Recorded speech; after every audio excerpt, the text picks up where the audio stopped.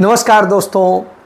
राहुल गांधी बार बार कहते हैं कि सामाजिक भागीदारी होनी चाहिए और जो कहा है तुलसीदास जी ने, परहित सरस, यानी जो दूसरे का हित है उससे बड़ा कोई धर्म नहीं है। राहुल गांधी आज उन्हीं सिद्धांतों पर चल रहे हैं। तो राहुल गांधी कहते हैं जो हरियाणा का दशक का है दर्द है, वह दर्द हम खत्म करने जा रहे हैं और उसके लिए राहुल गांधी आज काम कर रहे हैं और इसका संदेश वो बार बार देते हैं।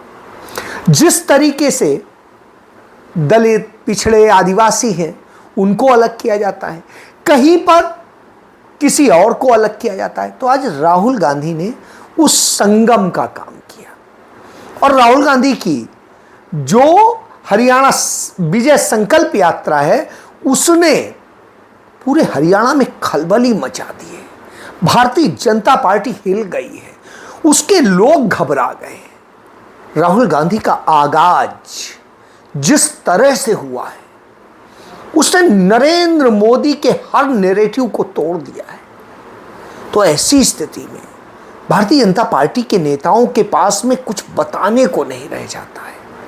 राहुल गांधी बताते हैं कैसे अदानी ने आपको लूटा है और अदानी की लूट में नरेंद्र मोदी, भारतीय जनता पार्टी भागीदार है।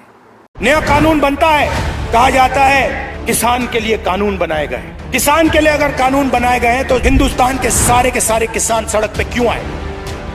क्योंकि किसान जानता है कि हमारे जेब में से एक और तरीके से अब पैसा छीना जाएगा। ये मोदी जी की सरकार नहीं है, ये अदानी जी की सरकार है, ये बात याद रखिए। और हरियाणा में अदानी जी जैसे लोगों की सरकार नहीं चाहिए, किसानों की, मजदूरों की, गरीबों की सरकार चाहिए। और उन्होंने बताया कि कैसे आप जब 27 रुपया प्रतिदिन कमाने के लिए हाथ तोड़ मेहनत कर रहे होते हैं, मर रहे होते हैं, तब अडानी को 1600 करोड़ रुपया घर बैठे बगैर कुछ बनाए, बगैर कुछ करे मिल जाता है। पैसा जाता है अदानी जी को, सरकार का डिफेंस का बजट का हजारों करोड़ रुपए जाता है, उसमें से उनके जो मित्र हैं, जो प्रधानमंत्री जी हैं, उनकी पार्टी को पूरी सपोर्ट मिलती है। मीडिया में अदानी जी 24 घंटा एनडीटीवी पे नरेंद्र मोदी जी का चेहरा दिखाते रहते हैं। अदानी कोई सामान का प्रोडक्शन नहीं करता है, चाइना से, दूसरे इजराइल से और दूसरी जगहों से माल लाता है और यहां बेच देता है। कहता है डिफेंस चला रहे हैं, इंडस्ट्री और दूसरी चला रही हैं और सारी चीजें। इसका नतीजा क्या है? उन्हीं सारे खेल का जो मुंद्रा पोर्ट और दूसरे एयरपोर्ट इंटरनेशनल ले रहा है, वहां से ही माल आता है। उसका नतीजा एक छोटा सा बताता हूं कि लुधियाना है, होजरी इंडस्ट्री के लिए जाना जाता था और इस देश के लाखों लोगों को वो रोजगार देता था, लेकिन आज नहीं दे पा रहा है। क्यों नहीं दे पा रहा है? जब इस सवाल का जवाब तलाशा गया तो पता चला कि वहां की मार्केट में आज 80% से अधिक माल चीन से आ रहा है और चीन से आया माल यहां से सिर्फ ट्रेड किया जा रहा है और वहां का जो ड्राई पोर्ट है वो भी अडानी के पास है। यानी खेल को आप समझिए, पोर्ट, एयरपोर्ट, ड्राई पोर्ट। तो यह सारे खेल नरेंद्र मोदी ने रचे हैं। इसी तरीके से तमाम धंधों में, सिर्फ एक नहीं है, जिस धंधे में जाएंगे उस धंधे में यही देखेंगे, हर जगह अडानी घुसा हुआ। जैसे अडानी ही इस देश के अंदर एकमात्र है जो कहीं पर भी कुछ भी आता है उसे। तो राहुल गांधी ने उसकी पोल खोल के रख दी। हम सबको पता है कि किस तरीके से सेबी चेयरपर्सन माधवी बुच भ्रष्टाचार का मॉडल बन गई और उसे कौन लेके आया? नरेंद्र मोदी, अमित शाह उस अपॉइंटमेंट कमेटी के हैं और वो लेके आते हैं इस तरीके से लिटरल एंट्री के जरिए और उसे सौंप देते हैं। वो कौन है? वो अडानी की एजेंट है, अदानी के लिए काम करती है। आज कांग्रेस पार्टी के लोगों ने महाराष्ट्र में उसके खिलाफ विरोध प्रदर्शन किया कि ऐसी महिला जो देश के लोगों का धन लूट रही है, सेबी के जरिए कैसे उन्हें लाभ दे रही है और हमारे देश के निवेशकों का पैसा लूटा जा रहा है, इस खेल की वो किंग पिन है। राहुल गांधी ने उन बातों की पोल खोल दी कि कैसे नरेंद्र मोदी इस देश के तमाम उद्योग धंधे किसानी सब चीजों पर अडानी का कब्जा करा रहे। तो इसलिए उन्होंने कहा यहां अडानी की सरकार अब नहीं बनेगी, यहां सरकार बनेगी न्याय की, यहां सरकार बनेगी सामाजिक हिस्सेदारी की, और यहां सरकार बनेगी सर्व समाज की, यानी 36 बिरादरी की सरकार बनेगी तो 36 बिरादरियों की सरकार बनेगी, सबकी सरकार बनेगी, न्याय की सरकार बनेगी और भागीदारी सबको दी जाएगी। तो यह जो एक सोच है, वही सोच राहुल गांधी को सबका बना देती है। उनके साथ प्रियंका गांधी भी थी। प्रियंका गांधी ने भी तमाम बातों को बताया और वो बातें कही जो यहां के लोगों का दर्द है। पहलवानों का प्रदेश है, किसानों का प्रदेश है, खिलाड़ियों का प्रदेश है, जवानों का प्रदेश है। आपने पाला पोसा है जवानों को, खिलाड़ियों को। आज देखिए हमारे ओलंपिक की खिलाड़ियों के साथ क्या बर्ताव होता है। मैं गई थी उस आंदोलन में। आंदोलन क्या, वो बेचारी लड़कियां सड़क पे बैठी थी कि हमारे साथ न्याय होना चाहिए। मैं गई मिलने और उन बहनों ने मुझे क्या बताया। बहनें सुनिए, उन्होंने कहा दीदी हम ओलंपिक का मेडल लाए थे, मोदी जी ने हमें घर बुलाया, हमें चाय पिलाई, फिर हमारी साथियों के साथ इतना बड़ा अन्याय होता है। हमने सोचा कि अगर हम सड़क पर आकर बैठ जाएंगे, हम न्याय मांगेंगे तो मोदी जी हमारी सुनवाई करेंगे, हम आवाज उठाएंगे, ओलंपिक के मेडलिस्ट हैं तो हमारी आवाज वो सुनेंगे। रो रही थी। कहा दीदी हमारे लिए 5 मिनट का समय नहीं था। मोदी जी का घर मालूम है कितनी दूर है उनके आंदोलन स्थल से? उनके आंदोलन स्थल से मात्र 10 मिनट दूर है। गाड़ी में बैठते 10 मिनट में पहुंच जाते।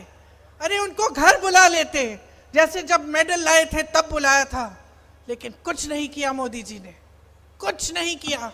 ये लड़कियां रोती रहीं, आज लड़ रही हैं, न्याय के लिए लड़ रही हैं। कांग्रेस पार्टी की उम्मीदवार बनी है विनेश, हिम्मत वाली लड़की है, वो हरियाणा की पहचान है। मैं उसको देखती हूं, मैं हरियाणा की हर लड़की को देखती हूं, जब भी उसको देखती हूं मुझे गर्व होता है। वो जब आई हमसे मिलने, उन्होंने ये नहीं कहा कि मुझे शान चाहिए, शोहरत चाहिए, सत्ता चाहिए। उन्होंने कहा कि अगर मेरी राजनीति में आने से मेरे आंदोलन को मजबूती मिलेगी, अगर हरियाणा की मेरी बहनों को न्याय मिलेगा, तभी मैं राजनीति में आऊंगी, मैं उनके लिए लड़ूंगी। निश्चित रूप से हरियाणा और चाहता क्या है कि उनकी बात की जाए, उनके दर्द की बात की जाए। जम्मू कश्मीर में वोट पड़ने और वहां वोट पड़ने के पहले हरियाणा में जिस तरीके से राहुल गांधी ने मोर्चा खोला है, उसका असर हर जगह, संदेश जा रहा है। राहुल गांधी ने एक बड़ा संदेश दिया कि कैसे ये छोटे छोटे दल जो असल में भाजपा के रिमोट कंट्रोल से चलते हैं, नरेंद्र मोदी के रिमोट कंट्रोल से चलते हैं, और वो किस तरीके से आपके वोट को बांट के भाजपा की सरकार बनाने की साजिश में शामिल है। तो यह भी आपको समझने की जरूरत है। ये जो बीच में इंडिपेंडेंट पार्टी आ रखी हैं, छोटी छोटी पार्टियां हैं, ये सब बीजेपी की पार्टीज हैं। इनका रिमोट कंट्रोल इनके हाथ में है। लड़ाई बीजेपी और कांग्रेस के बीच में है, विचारधारा की लड़ाई है। एक तरफ न्याय, दूसरी तरफ अन्याय। एक तरफ किसानों का हित, गरीबों का हित, मजदूरों का हित, और दूसरी तरफ अदानी जी और अंबानी जी जैसे लोगों का फायदा। यह भी समझने की जरूरत है कि कैसे दलितों, पिछड़ों, आदिवासियों, अल्पसंख्यकों के हक मोदी मारते हैं, भाजपा मारती है, और उनके नफरत के खेल पूरे देश में चलते हैं। उदाहरण बता देता हूं। हिमाचल प्रदेश बहुत शांत प्रिय, बड़ा प्यारा सा राज्य था, लेकिन जब से भारतीय जनता पार्टी, नरेंद्र मोदी वहां सरकार नहीं बना पाए, तब से वहां पर जो निवर्तमान मुख्यमंत्री है वो लगातार एक काम कर रहा है, नफरत फैलाने का। अपनी सरकार के दौरान, उसकी सरकार के दौरान जो मस्जिदें बनी थी, जो और मुसलमान रहे थे, तब कोई बुराई नहीं थी, लेकिन कांग्रेस सरकार आने के बाद उसे बुराई दिखने लगी। क्यों?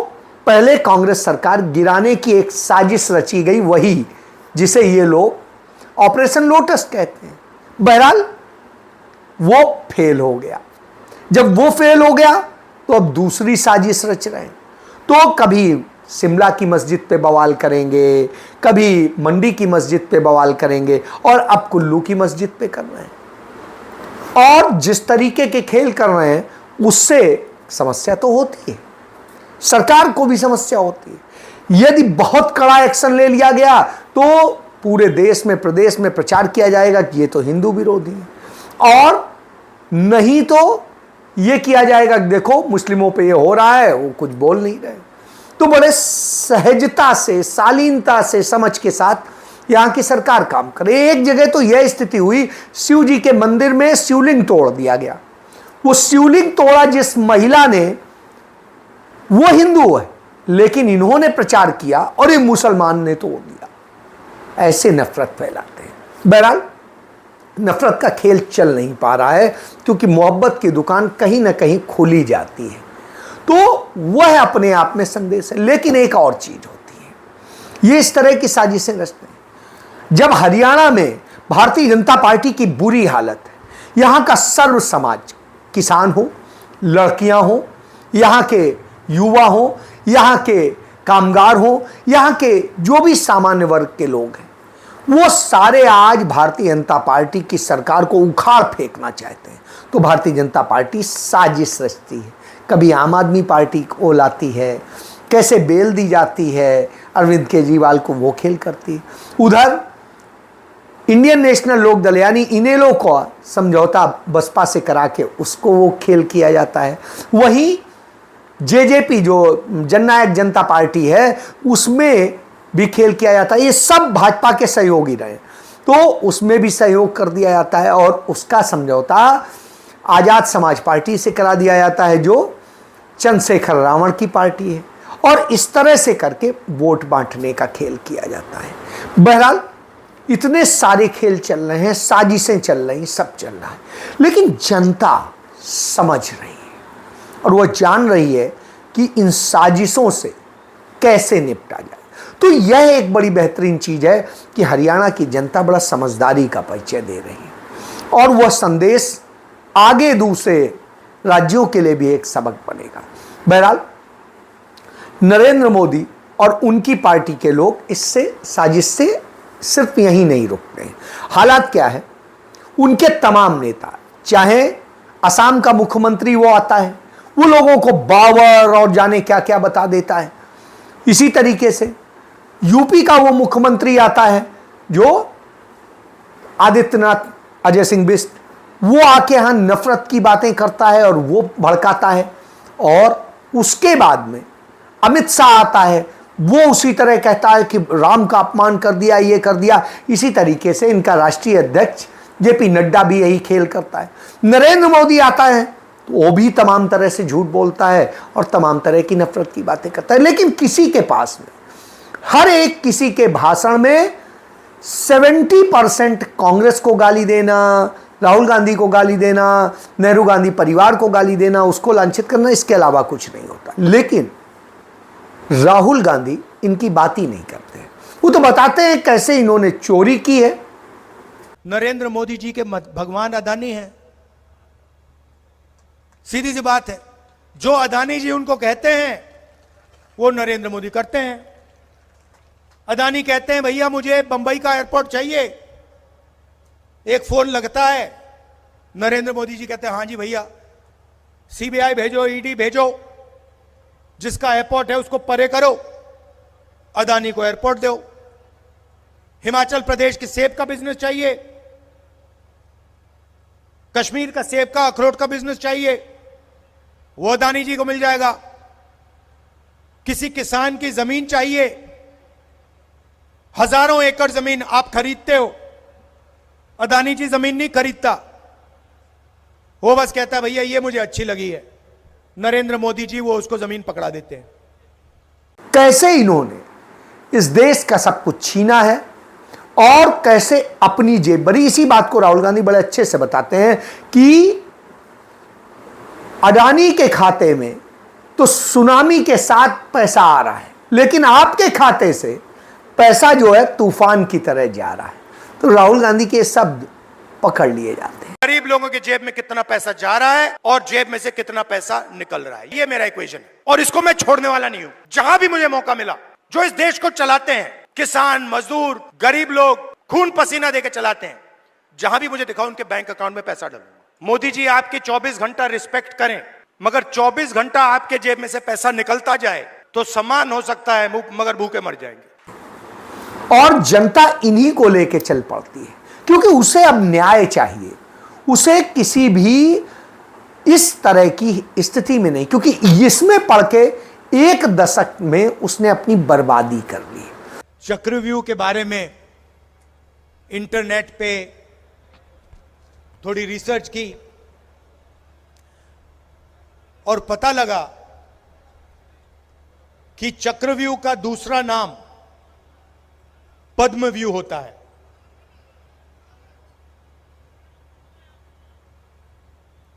और यह भी पता लगा कि चक्रव्यूह में महाभारत में हजारों सैनिक थे, मगर चक्रव्यूह को 6 लोग चलाते हैं। शेप उसकी कमल जैसे होती है, जो हमारे बीजेपी का जो, जैसे ये कांग्रेस का है अभय मुद्रा, ये देखो, डरो मत, ये आपको हर धर्म में दिखाई देगा।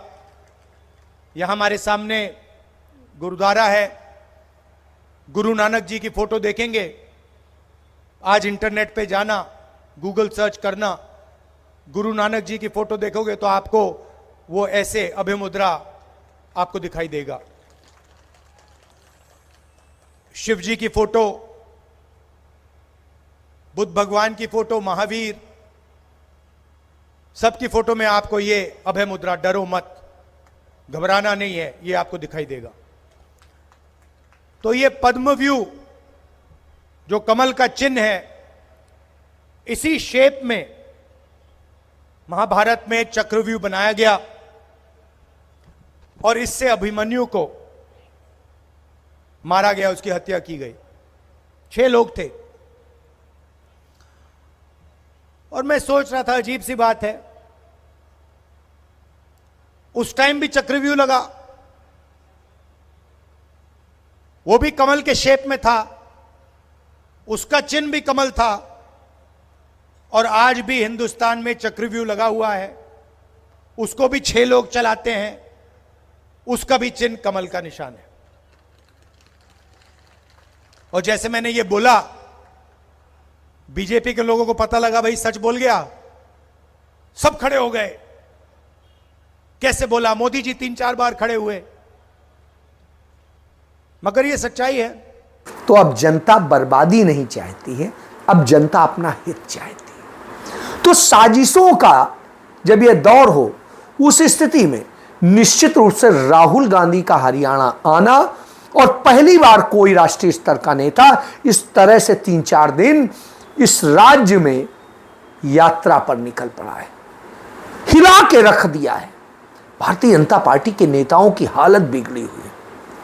हालात यहां तक हो गए, लाडवा जहां से मुख्यमंत्री लड़ रहा है, वहां भाजपा के लोग कहने लगे कि अब भाजपा तो नहीं जीतेगी, यानी मुख्यमंत्री की भी कुर्सी खतरे में, बाकी नेताओं की तो स्थिति खराब है। तो यह हालत है। क्यों? क्योंकि जब वक्त था तो मनोहर लाल भी किसानों को गाली दे रहा था, लाठी चलाने की ट्रेनिंग दे रहा था, वहीं दूसरी तरफ जो अनिल विजय गृह मंत्री था वो कर रहा था, गोलियां चलवा रहा था। इसी तरीके से और तमाम सारे इनके नेताओं ने यही किया है। और जब यह किया हो तो निश्चित रूप से जनता जवाब तो देगी, क्योंकि उसका तो छीना गया है, उसके साथ तो अन्याय हुआ है, और अन्याय का जवाब न्याय होता है। और न्याय का प्रतीक, न्याय के योद्धा आज राहुल गांधी बन चुके हैं, और जब उनके साथ उनकी बहन प्रियंका गांधी भी होती हैं तो निश्चित रूप से भाजपा की हवा खराब हो जाती है। जय